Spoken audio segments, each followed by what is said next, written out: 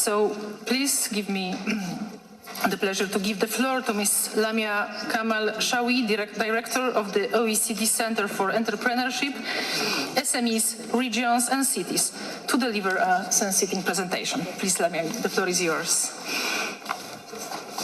Thank you so much, Eva. Dear Madam Chair, dear Vice Chair, dear Ministers and Heads of Delegation, Deputy Secretary General Takeuchi-san. Good afternoon, everyone. Thank you for being here. As governments work to restore productivity growth and strengthen competitiveness and resilience, I want today to share with you some insight from OECD data that highlight why regional policy must be part of the national policy toolkit. And let me begin with a stark message. Over the last 10 years, we've seen convergence between OECD countries in GDP per capita, but within countries, inequalities have not gone up. In fact, over the last 2 decades, income gaps between small regions have expanded in half of OECD countries. Overall, on average, the richest 20% of regions produce around twice as much income per capita as the poorest 20%. And of course, there are differences across countries. In some, the divide is particularly stark, including in Turkey, the Slovak Republic, here in Poland, but also in Hungary, Lithuania, Italy, and France. And in most countries, these divides are the result of large metropolitan areas pulling ahead of other regions thanks to agglomeration economies. These regional income disparities actually reflect persistent productivity gap. And behind, there is a large urban-rural divide. In fact, in all OECD countries, you can see that on the screen, in all OECD countries except Korea, labor productivity in metropolitan regions outperforms non-metropolitan regions by 20% on average. These divides are shaped by uneven access to skills, market, infrastructure, services, and investment. Spatial inequality comes at an economic cost, greater welfare dependency and pressure on public services. Spatial inequality has also a political cost. We have to remember it, as it undermines social cohesion and generates a geography of discontent. Spatial inequality undermines national cohesion and is a drag on aggregate growth potential. Let me please elaborate on why spatial inequalities and regional catch-up matter for national competitiveness.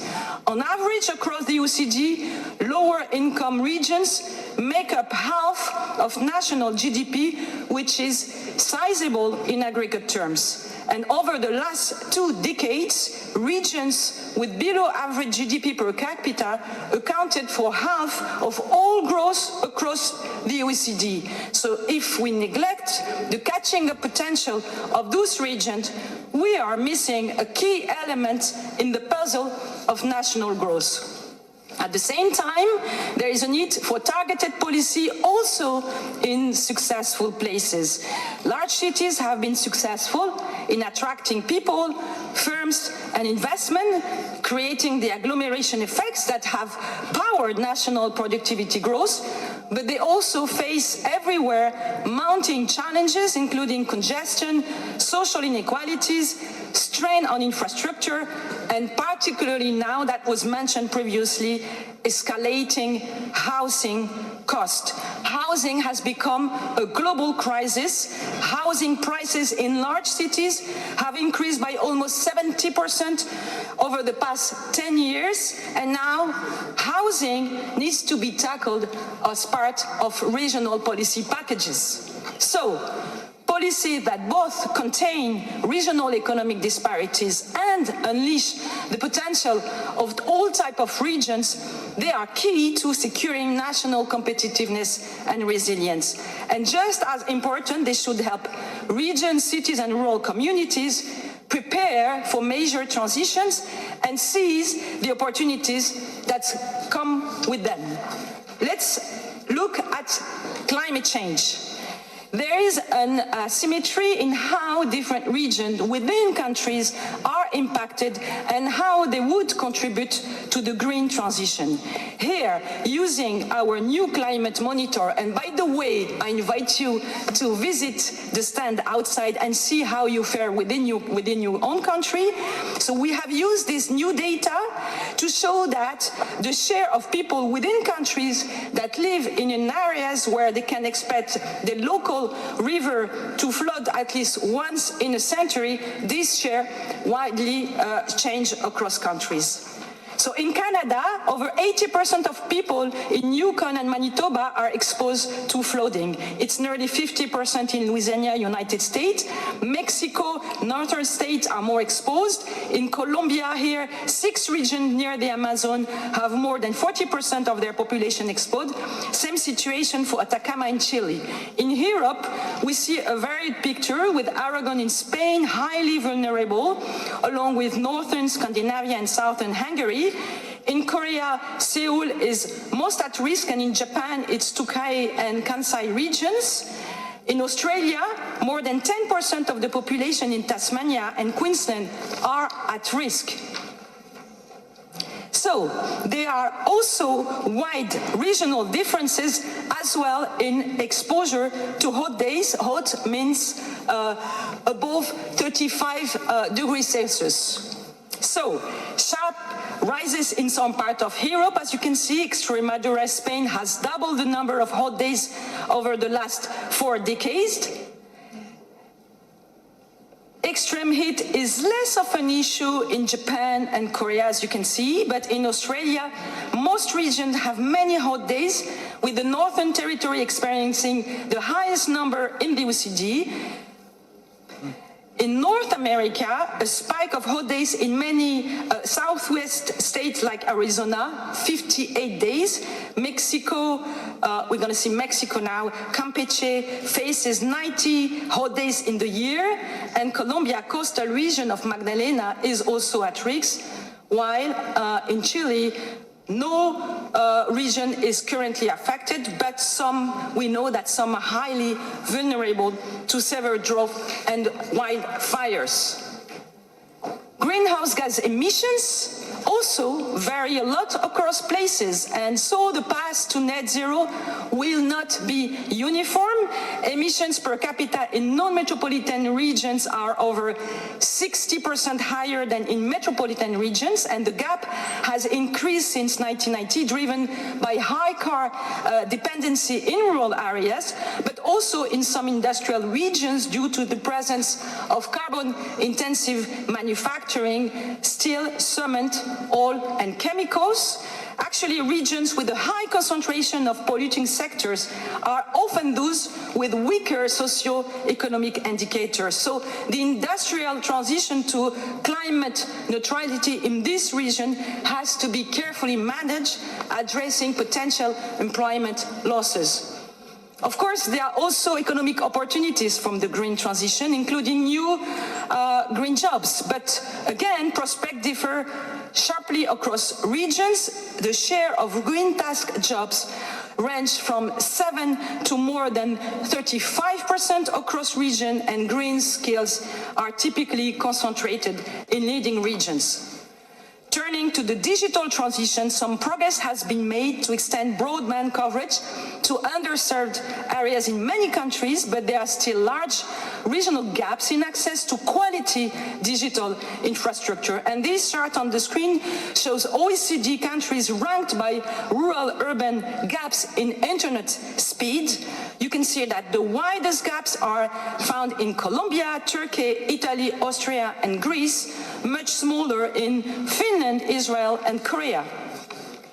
Artificial intelligence, AI. AI is a major opportunity to enhance regional productivity. In the OECD, we estimate that 1 in 4 workers are in jobs that could be transformed by generative AI, but the share varies again widely within countries, and behind these gaps, more urban workers tend to benefit from generative AI. Now let's turn to the third major transition, demographic change, a crisis in the making. Here on the screen you can see the growth in the elderly share of the population in rural areas since 2010. And as you can see, it has grown rapidly, especially in Japan, Korea, Finland, and Portugal. Even in Latin American countries, where actually it was relatively low back in 2010, it has increased sharply over the past 12 years. And aging will intensify. By 2050, the population over 65 in OECD countries will increase by 45%. So I was talking about aging, but another demographic challenge is looming. Many regions in the OECD are facing population decline, and the trend isn't reversing. 40% of all OECD regions are projected to shrink by 2040. Let's take a look at the geography of shrinking places over the past decade. In Europe, some regions in Bulgaria, Greece, Poland, and Latvia have lost more than 10% of their population over the last 10 years. The same for Akita in Japan, as well as Daejeon in Korea. In Australia, Queensland has seen the largest population losses, while in New Zealand, most areas continue to grow for the moment. In Canada, over a quarter of regions have lost population over the last 10 years. The same in the US, around a quarter have declined. In Mexico, both the regions are losing population, fastest in Chihuahua. All regions are growing in Costa Rica, and it's the same for most regions in Colombia, although Boyaca shrank by 18%, and in Chile, only one shrinking regions. So both shrinking and aging can reinforce cycles of decline. Adapting can be easier with the right place-based policy. So, there is a strong business case to strengthen regional policy for more resilient and competitive countries. This ministerial meeting is an opportunity to discuss how to make that happen. And here are some questions on the table for your discussions. First, on the right mix of actions, we've set out 5 key priorities in our last regional outlook as a roadmap for action that you can see here on the screen, which also, by the way, inform a recent OECD legal instrument. So question, which reforms are needed to better articulate these different policy and institutional levers in the most effective way?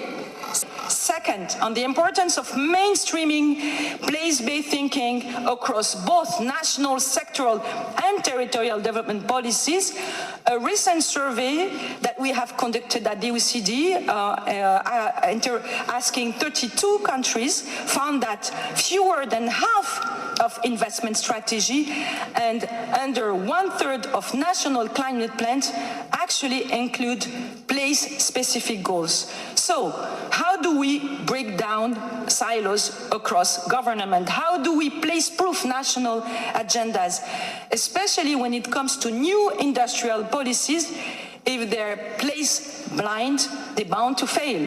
Surprisingly, as you can see on the screen, even territorial strategy falls short. Only 60% of regional plans have different objectives by place, with even fewer for urban and rural ones. And third question, the challenge of boosting regional investment in a fiscally constrained environment.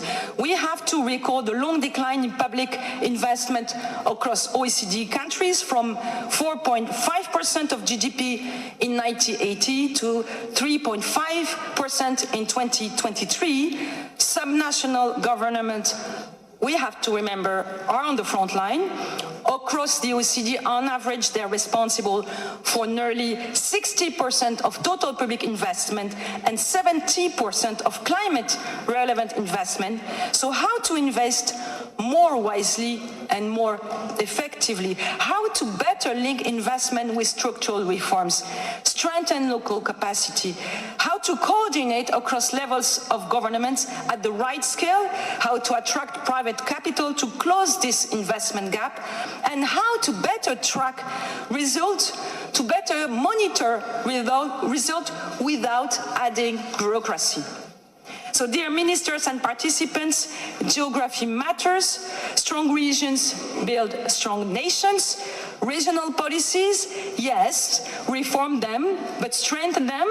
As you've seen on the screen today, we're launching new reports and data as part of the work of the OECD Regional Development Policy Committee.